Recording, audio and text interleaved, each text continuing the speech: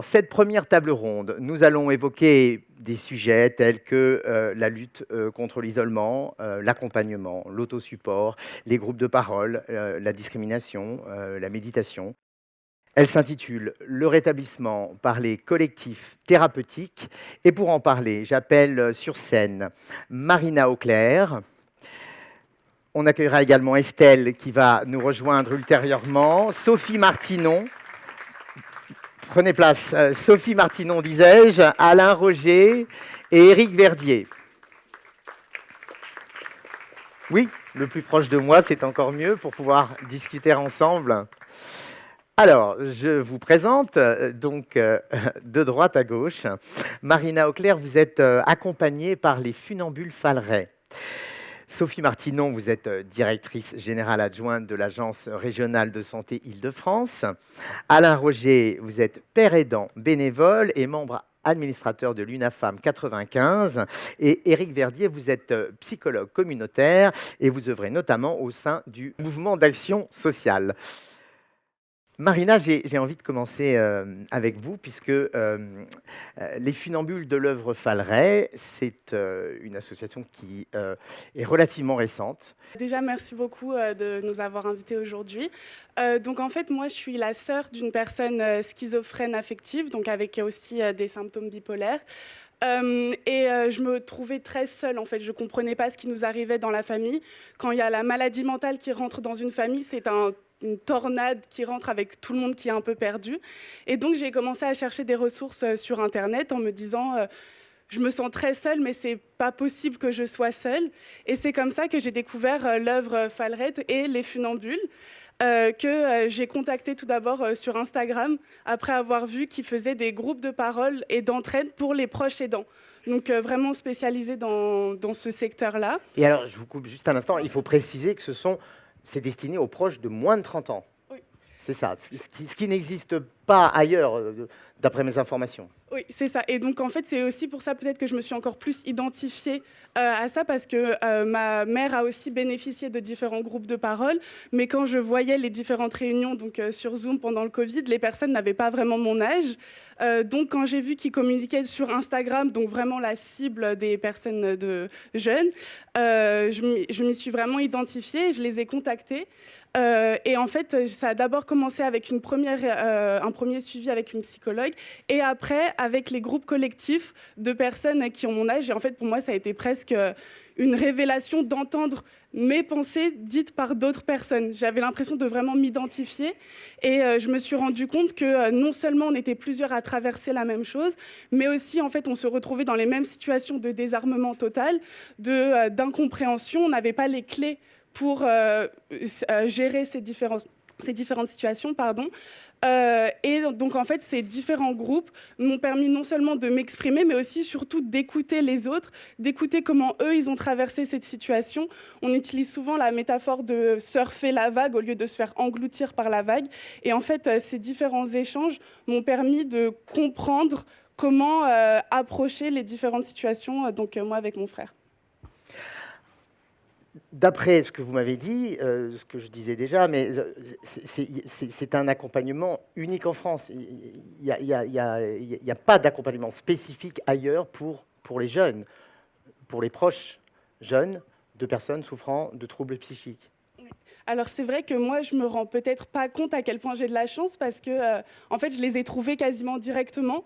Donc pour moi, c'était presque une évidence. En fait, je me suis dit, c'est tellement utile et je vois souvent avec les personnes avec qui on échange. Souvent, après, on est super contente de s'être retrouvés. Encore une fois, c'est tous les mois les groupes de parole et on se rend compte de la chance qu'on a en fait d'avoir cet espace qui est vraiment dédié pour nous, avec des personnes qui travaillent en collaboration avec nous et après qui nous laissent la place juste d'échanger, d'avoir ce lieu en fait d'échange, de partage et où on peut s'exprimer librement sans avoir aussi à expliquer, parce que c'est aussi ça le problème souvent quand les personnes non concernées, on leur parle de la maladie ou on leur parle de ce que nous on traverse, parfois on a des questions où c'est très intéressant de répondre aux questions, mais en fait, on se sent très incompris.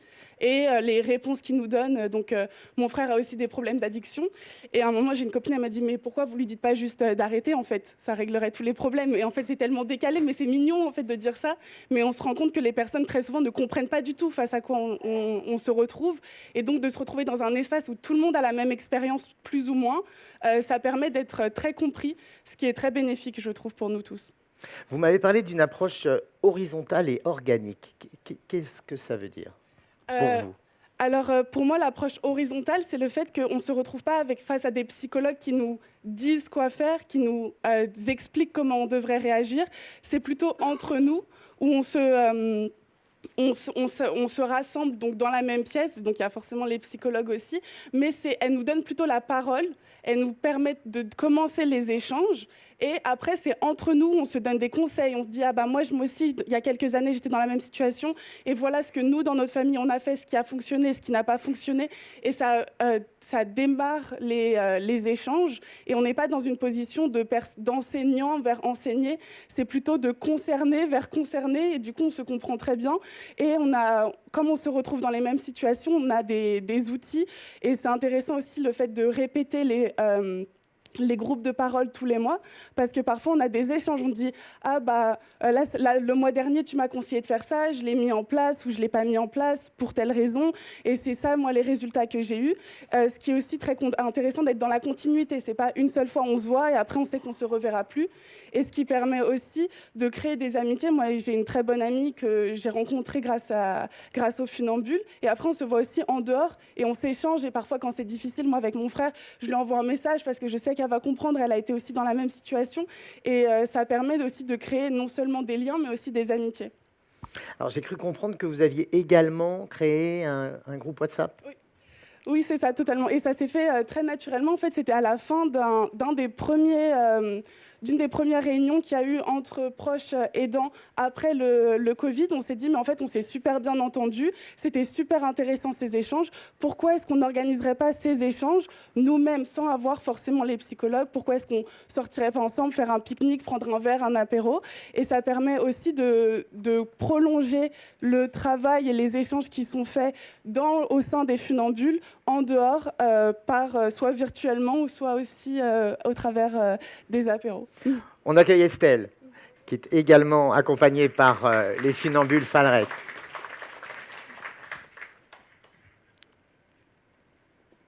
Et vous êtes également accompagnée en individuel. Oui, c'est ça, totalement. Donc en fait, il y a un suivi avec un psychologue où c'est individuel, au rythme que l'on choisit. Donc moi, en fonction des périodes, il y a eu des fois où c'était toutes les semaines, d'autres fois où c'était une fois par mois. Et ça permet aussi d'avoir un rapport totalement différent, parce que la psychologue qui me suit connaît très bien mon histoire, connaît les différentes étapes par lesquelles on passe. Mais c'est très complémentaire, en fait, le groupe, parce que la psychologue, ça se passe très bien, je l'adore, mais effectivement, elle n'a pas ce rapport, par exemple, de sœur aidante ou de fille dans d'autres cas.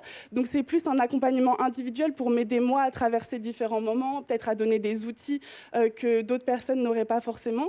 Et après, on a tous les mois les échanges qui permettent une discussion aussi plus longue, sur un temps plus long, parce que ça dure 2 heures, où on écoute aussi d'autres personnes qui apportent beaucoup, parce qu'avec la psychologue, c'est surtout moi qui parle, mais avec les groupes d'échange, c'est très enrichissant d'avoir l'expérience d'autres personnes.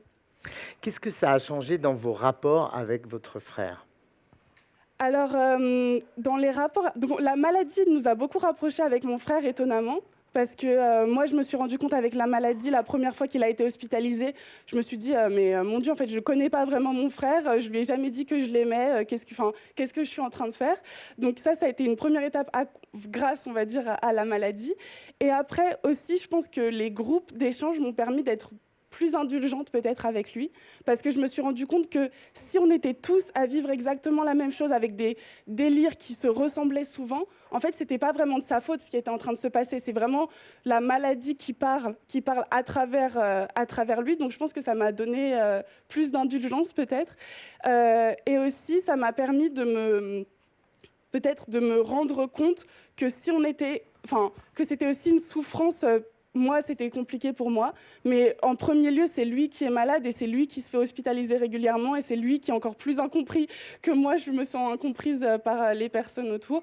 Donc, je pense que ça m'a permis donc déjà d'améliorer un peu nos rapports d'une certaine manière, et aussi d'ouvrir la discussion, parce que du coup, lui, il ne se rendait pas compte à quel point ça affectait le reste de la famille, la maladie, mais en fait, pour lui, de se dire, bon, bah, en fait, ma sœur, elle va voir une psychologue qui est spécialisée pour les pères aidants, et elle va dans des groupes de parole spécialisés pour les personnes proches, c'est bien aussi que ça a des impacts pas que sur lui, parce que très souvent, lui, en fait, il ne se rend pas compte. Du coup, ça a pu aussi déclencher des nouvelles conversations avec lui, ce qui est intéressant, et je ne sais pas si on aurait eu l'occasion de faire ça sans les funambules. Est-ce que, également, ça a déclenché une nouvelle conversation avec les autres membres de la famille, entre vous et les autres membres de la famille? Oui, c'est vrai, c'est aussi totalement vrai, parce que je me souviens de la première fois où j'en ai parlé à mes parents que j'allais voir ce groupe, parce que je pense que pour les parents, c'est aussi difficile de se dire, bon, j'ai déjà un fils qui est handicapé, en plus maintenant ma fille, elle va voir un psychologue spécialisé, je peux aussi comprendre que ce soit très difficile, mais donc du côté de ma mère, elle m'avait vraiment beaucoup encouragée à aller voir des groupes de parole, qui elle aussi, l'avaient aidée avec Pro-Famille et les narcotiques anonymes. Donc elle m'avait beaucoup poussée, mais je pense que par exemple du côté de mon père il était plutôt dans le déni de la maladie et de ce fait aussi dans le déni de l'impact que ça avait sur moi et sur lui et sur les autres membres de la famille. Donc je pense que pour lui ça a été peut-être aussi un déclic de se dire bon bah elle va voir ce groupe qui l'aide beaucoup, c'est très bien, mais c'est bien la preuve qu'il y a aussi à la source un problème à adresser à ce niveau-là aussi. Merci pour votre partage et votre enthousiasme. De rien.